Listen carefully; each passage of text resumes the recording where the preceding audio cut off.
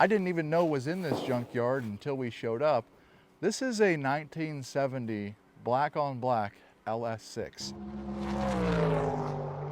Welcome back, guys. It took me over a year to get into this junkyard, and what we're gonna do in this video is show you all of the Camaros and maybe an LS6 Chevelle. This car is a little bit burned on the inside. There's not a whole lot that we can learn about this car, but we'll take a look at the trim tag. So we see here, this is a 1968, and we have 712. So of course it would have had the black interior, as well as the R stands for Matador Red, and the 2 after the R would be the upper, and that means it had a black vinyl top. So let's take a look around the back side here. And of course we can see the Matador Red. Now this is a 68, they had square mirrors, the 67 had circle, but you can see that the trim here for the vinyl top is still present. Now what's also cool about this car is if we go around back, you can see the RS logo on the rear gas tank lid there, or the rear gas cap. And so it also has the RS taillights. Now, just like a 1969 Camaro, there are holes pierced in the firewall for the Rally Sport package or the hideaway headlights on this car. And that would be exactly right here. It's about a 1-inch hole right above the fuse box there. Not a super sport car, just has the regular brake booster on there, nothing too crazy. But what we have over here is a 67, and I was talking about those windows. You can see the window vent right here for the 67. Now this would be a convertible. It does not have a cow tag on the, oh, it would have been right here actually, no cow tag on it. This car looks like it has been about 4 different colors. You can see it had like looks like a pace car style paint job on it. That would have been a 69 pace car color. These would have been actually like a white and a blue. But something that we can learn on this convertible is the window winders for a 68 and a 67 are a little bit different. If we take a look at that window winder right there, it's a little bit thick. And compared to the window winder in the back, that's an original 67. See how it's a little bit thinner? And it also would have been the same color as the interior. So again, this window winder on the front was a replacement piece on this 67. And while we're at it here, we'll take a look at the 69 cars that he has here in the junkyard. Now, all of the cars that you see here are for sale. I do not believe that they have titles to them. They've been here for an awfully long time.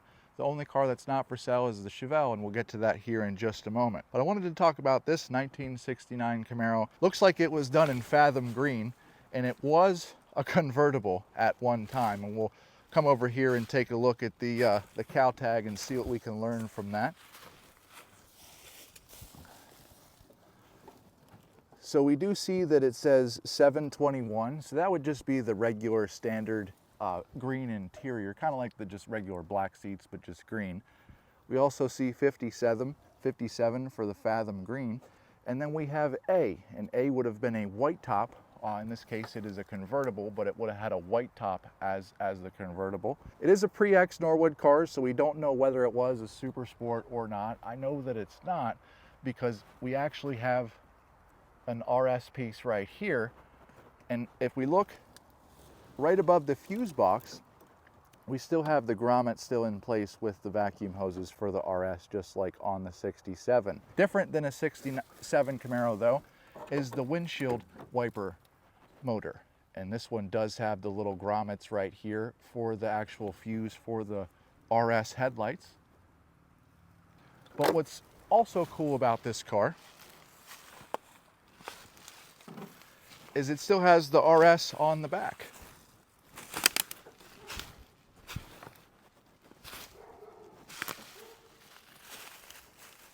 And you can see here that it does still sport the RS, and it does have the tail light down there for the reverse light as well. They're not here in the center.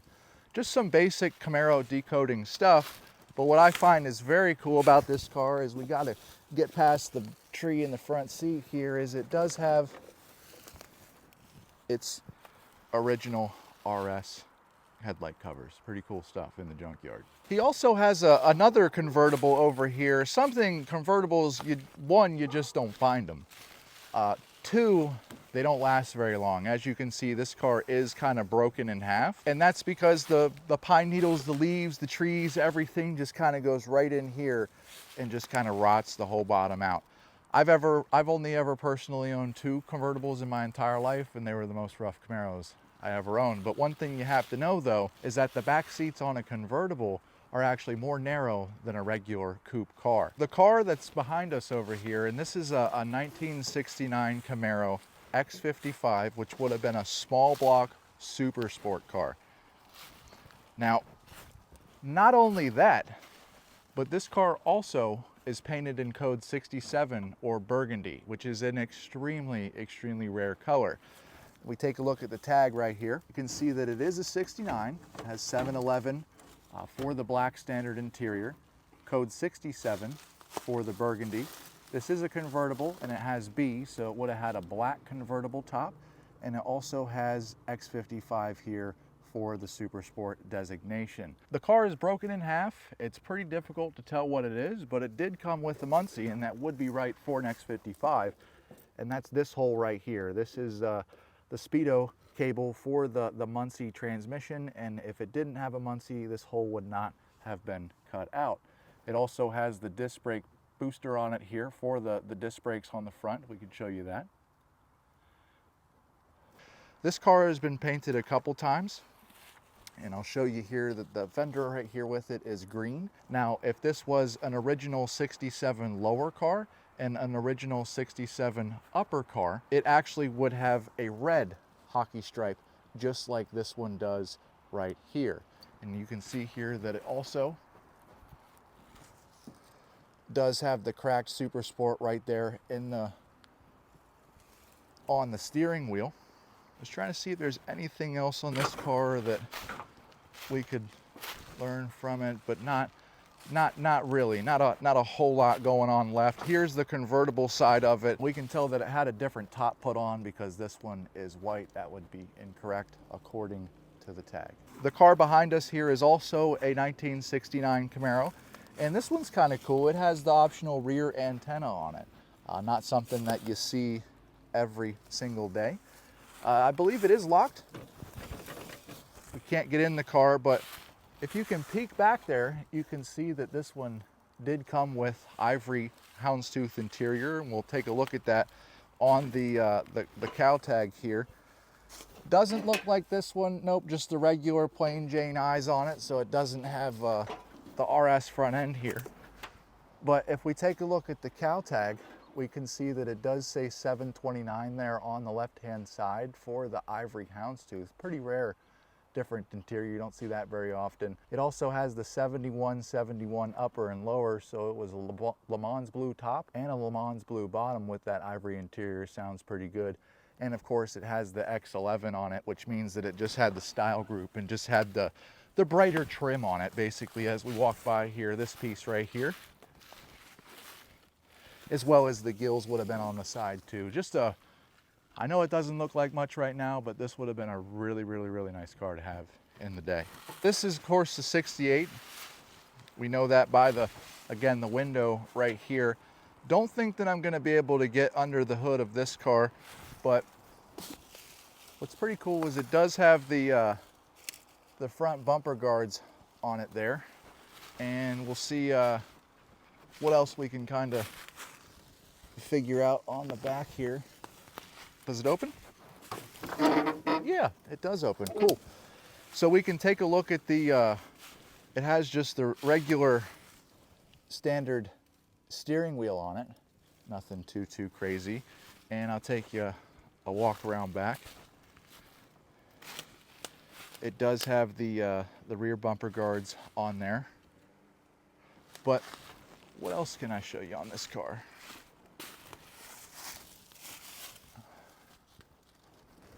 Oh, okay. So this is the basically it's not the center console, but it's like where all the buttons are at basically. And Do you see that black ashtray right here? That would tell me that this is an early 68, because later on those black ashtrays got switched over to wood. But overall, not a hateful car. It looks like it has most of the pieces to it, but I mean, you guys can see it is stuffed full of leaves for the last probably, I don't know, 15 years. We'll take a look at that yellow Camaro though. This is, of course, the Camaro on top. And we'll show you the VIN number for this one. See a 68, and then it says HH, and then 712. HH stands for, of course, green. Ooh, would have had a green lower and a green upper. And of course, 712 also has green interior. So this car would not have been yellow from the start, but it does look like it has a Maori ignition there that was added to it. That's pretty cool. We'll see if we can get inside here or open it up.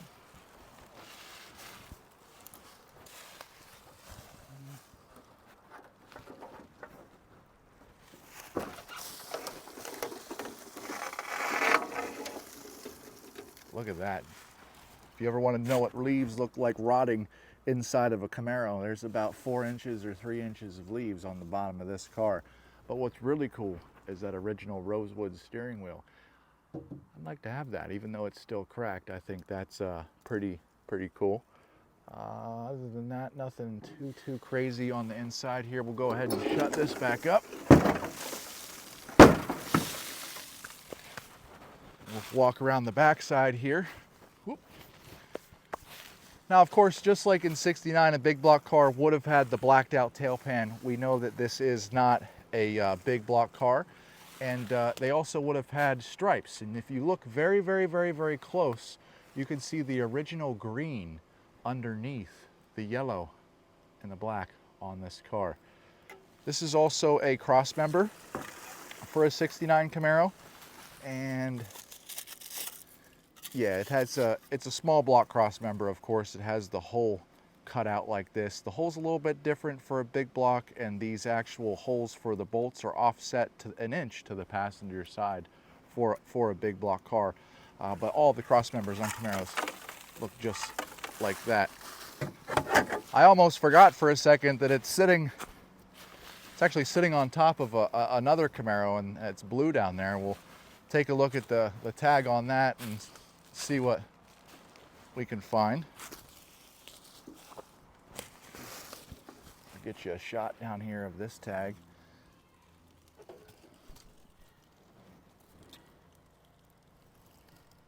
So we can see that this one, of course, is a 67, and then it has a D and a D, which means it has a blue lower and a blue upper, and it also has 717, so that would be a blue interior, and then Z, which would be a no headrest car, and then the third group down there has a K in front of it, which would have been a styling group. So basically what we learned there from the cow tag with this car, and if we can get down here,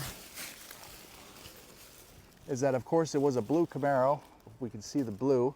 It had blue seats, no headrest on it, and of course the styling option would have been this chrome that went around the top, kind of like an X11 on a 69 Camaro. So we're getting close to the Chevelle here, and this is I'm gonna say it's a 68, but I could be wrong. There's no doors on it or anything like that. Yeah, 68. So we see here a 68 in the front, and then it has G2, which would have been an ash gold car with a black vinyl top, and then we have 722, which would have been a gold interior. But before my cameraman pans away here, I knew this car was gold before we even took a look at it, and that's because if you look at the firewall on grease pen, they drew a G, an L, and a D for gold. The last car in this little string of cars here, and the car that I didn't even know was in this junkyard until we showed up, this is a 1970 black on black LS6. Now obviously we do not have the motor. The owner says that he does know where the original motor to this car is. It was a 4-speed car. However, it's going to be very difficult to see because we cannot get these doors open. We've tried. You can take a look in there. It does have the hole down there in the floor for a 4-speed. And for the people that aren't really familiar with what this car is, this is the top dog in 1970. In other words, if you bought a Chevelle, this was the 454 with the 450 horse in it. It was better than the Corvette. It was better than the Camaro. It was basically the second fastest car you could buy in 1970 behind the 426 Cuda. But I want to take a look in the trunk. This car would have a suffix code on the rear.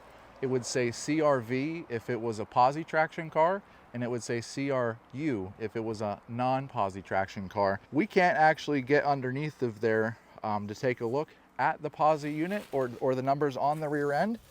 And it has ladder bars under here that actually cover the code. So we can't really get you the code to show you what is on the rear. But what's really cool is it does have the correct square taillights in it for 1970. And you can see one of the valve covers here has been, looks like it was rusted through. I've heard people say that these are different for 396s or 454s, but they all were chrome and they all look just like this. There is no difference on these valve covers. But what's really cool is look at the stripes. You can still see the fadedness of the LS6 white stripes on the back of this car. Now this car is extremely rough, and when I mean extremely rough, that's the trunk skin. That's not even the trunk. That is the trunk skin. Okay, and what I'm gonna have to do is get a screwdriver and kind of work my way down in here. All right, so I'm gonna have to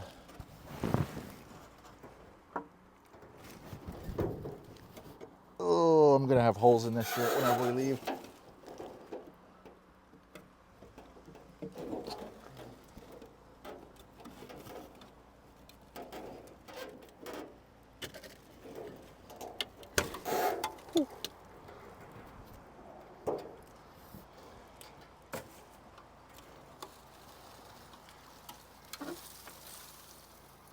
All right, so we can take a look and see what we found inside the trunk here.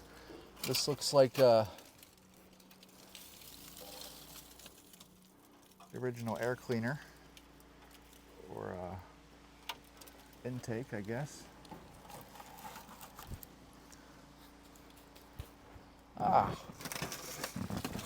This is a pretty unique piece. So on the 454 LS6s, it would have had a duct just like this that would have connected to the actual hood for the ZL2 cow induction hood. And this piece is in the trunk here. Very, very rough, very, very, just really, really, really interesting to find that with this car. And that leads us in the right direction. Put this out here. Now this car also would have had a 7-blade fan. And if we get rid of the filter here,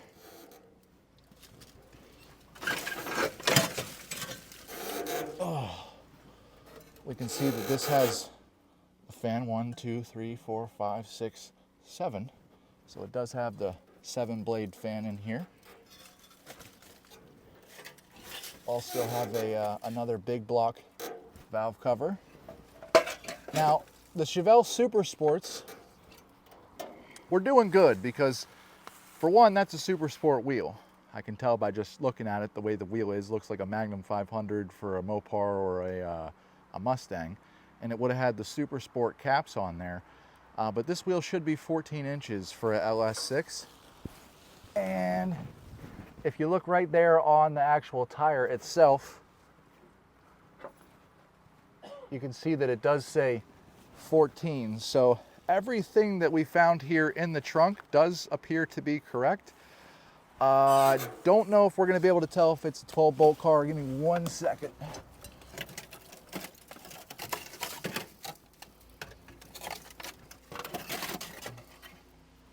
Yep.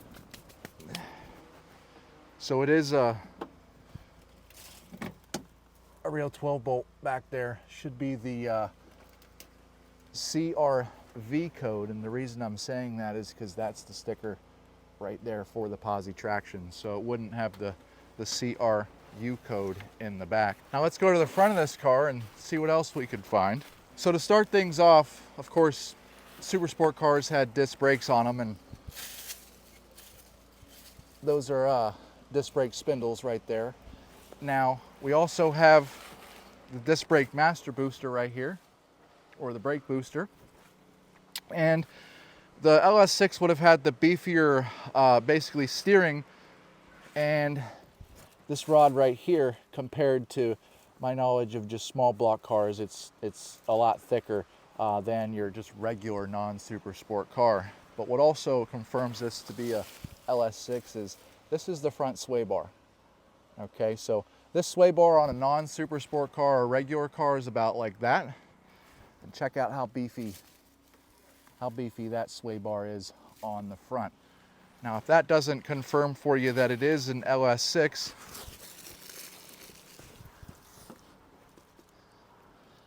I can tell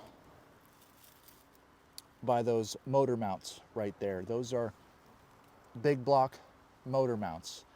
They are not small block. They're a little bit more less deep. They're just shallower than a small block car. You can see inside the car better from this side. I don't know. What do you guys think? Is this a real LS6 car or not? You can see the interior there. It does have the right dash in there. Column doesn't have a column shift on it. Just not a car that you see very often. Definitely cool.